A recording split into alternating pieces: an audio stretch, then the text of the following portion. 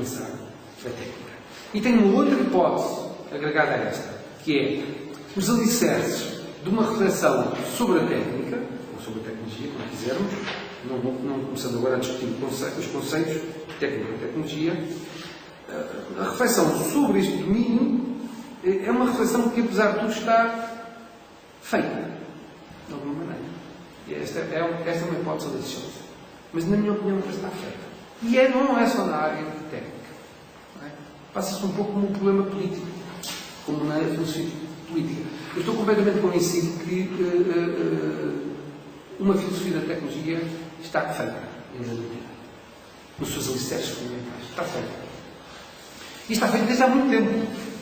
O grande problema é que, embora este esforço tenha que ser sempre, enfim, reorganizado perante os desafios contemporâneos, nos seus alicerces está feito. O que ocorre, não é que essas meditações que existem sobre a civilização tecnológica ou sobre a tecnologia, estando embora disponíveis, não têm conseguido lograr uma ressonância significativa porque estão numa condição exilada no pensamento. Estão numa condição absolutamente exilada. Ou seja, e o facto de uma parte do pensamento estar numa condição exilada face ao pensamento, digamos, convencional, não surpreende nada. Porque é algo que pode ocorrer perfeitamente na história do pensamento. Está sob uma condição exilada. Ou tem estado sob uma condição exilada. Não é? Por exemplo, um autor, o José Guilherme Neves, trabalhou muito neste trabalho que editou, o Simondon, é um autor que escreveu coisas absolutamente, digamos assim, fundamentais há 40 anos atrás. Não é? Portanto, e é um autor que neste momento é talvez dos autores mais citados no pensamento nesta área, e não apenas nesta área, e por exemplo em França é citado, portanto, digamos assim, por quadros de pensamento muitíssimo diferentes. E o seu trabalho está feito há muito tempo. Há muito tempo. Estava numa condição claramente exilada. Mas não o único. Na minha opinião, temos uma galeria de pensadores absolutamente extraordinária, digamos, a descobrir num certo sentido, não é?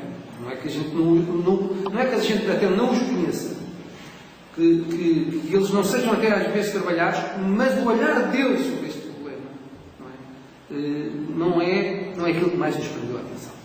Mas é aquele que neste momento, não é, nos obriga a prender a atenção. Isto acontece, na minha opinião, também em grande medida na filosofia política. Por exemplo, a redescoberta da Hannah Arendt, absolutamente fabulosa nos últimos anos, não é? Quer dizer, é isso, quer dizer, as suas obras fundamentais estão disponíveis desde os anos 50, não é? E parece que foi necessário 50 anos, não é? Para se regressar, portanto, à sua reflexão sobre o totalitarismo ou sobre a condição, não é, muito moderna, não é, humana, portanto, no mundo da modernidade, onde também se encontramos na Hannah Arendt, justamente na sua condição humana, vários insights sobre a questão da técnica extremamente importantes do ponto de vista de uma leitura da filosofia política sobre a técnica. Ora, também aqui neste domínio eu parto desta segunda tese, não é?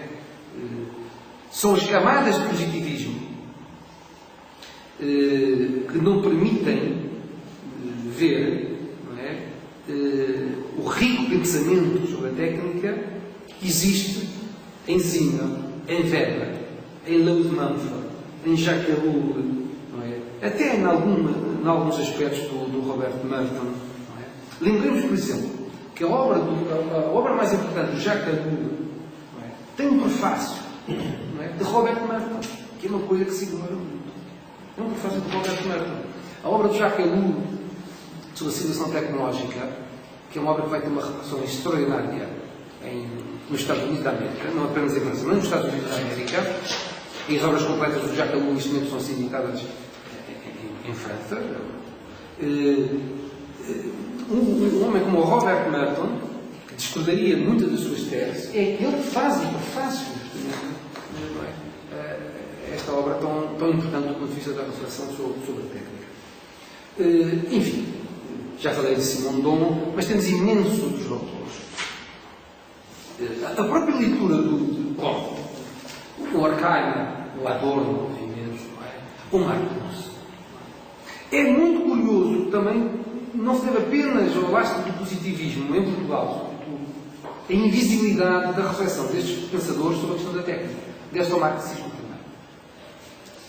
É muito interessante verificar que a recepção do marxismo em Portugal se dá por uma via imensamente ortodoxa, nomeadamente ligada, portanto, enfim, ao comunismo e às organizações, enfim, do marxismo revolucionário, leninista, etc., onde havia pouco espaço para os pensadores como Horkheimer, a escola de Frankfurt, e as várias versões da escola de Frankfurt, não penetraram seriamente, aqui é o clássico, não penetraram seriamente em todo o marxismo que floresceu ao longo do século XX em Portugal.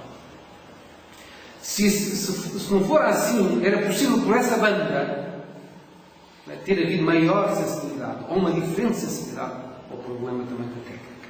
Mas não é?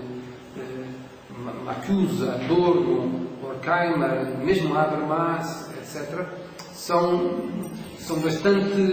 pensadores bastante ignorados, não é?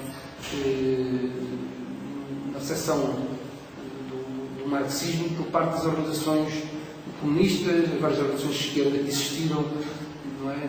Se quisermos, nos anos 40, nos anos 50, mesmo nos anos 60, mesmo nos anos 70, não é? Mesmo na extrema esquerda. Não é? São debates que não têm importância central do quadro dessas ideias políticas. Nem o estruturalismo marxista também. Portanto, esta é uma outra razão muitíssimo importante para que a invisibilidade do problema da tecnologia permaneça. Portanto, a minha proposta é ver a tecnologia a partir do resgate de tradições que são elas sociológicas, nomeadamente a de Zimmel, mas poderia ser a de Weber e a de Lukács, se quiséssemos, portanto, e vários outros pensadores, mas sobretudo a de Zimmel a partir da ideia da tragédia da cultura, da tese de Zimmel da tragédia da cultura. A ideia da tragédia da cultura em Zimmel é, como evidentemente todos vocês sabem, uma concepção que parte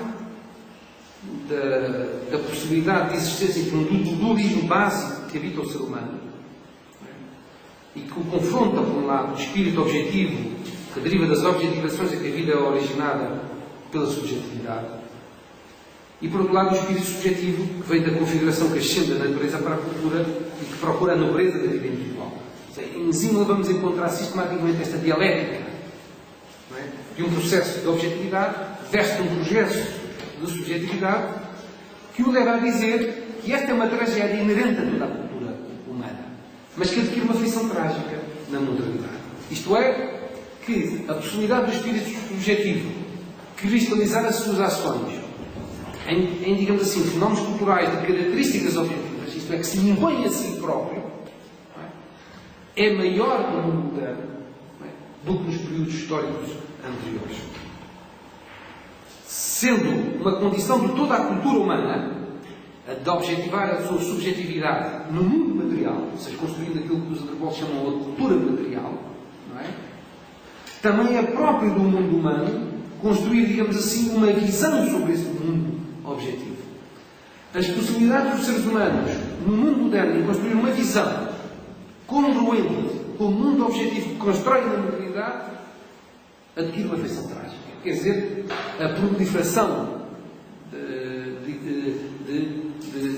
de objetivação possível através do mundo moderno não pode ser acompanhada pela mesma capacidade de subjetivação, portanto, do próprio mundo que os homens constroem.